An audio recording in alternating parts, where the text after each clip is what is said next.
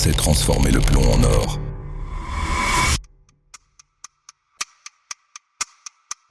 Carl Gustav Jung, psychiatre suisse du début du XXe siècle. Pour lui, il n'y avait pas qu'un inconscient personnel, il y avait aussi ce qu'il appelait l'inconscient collectif, partagé par toute l'humanité.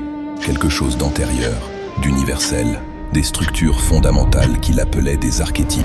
Le héros, l'ombre, le sage. Des motifs qui traversent toutes les cultures, tous les mythes, toutes les religions. Elles correspondraient à quelque chose de réel dans la structure de l'esprit humain.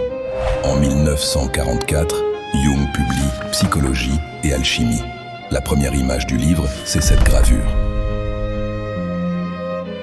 L'interprétation selon la chimie est que l'or, le soleil des métaux, dissous dans l'acide, produit une solution rouge profonde. Et le lion vert, le vitriol vert, la substance qui, portée à haute température, peut dissoudre les métaux les plus nobles. Ce que le peintre représentait, c'était ce qu'il avait observé dans son laboratoire.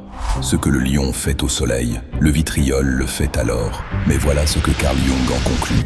Le soleil représente l'ego, le centre de la conscience, brillant, ordonné, souverain, celui qui croit tout contrôler. Le lion vert, lui, représente la nature animale de l'être humain, la partie instinctuelle, sauvage, non domestiquée, ce qui résiste à la raison, ce qui échappe à la maîtrise consciente. Et quand le lion dévore le soleil, quand l'inconscient engloutit l'ego, Jung appelle ça l'individuation, le chemin vers la complétude. L'ego qui consent à être dissous pour renaître intégré à quelque chose de plus grand que lui-même. Voulu ou non, les alchimistes du XVIe siècle décrivaient, à l'image de la transmutation, un enseignement sur la structure de l'expérience humaine.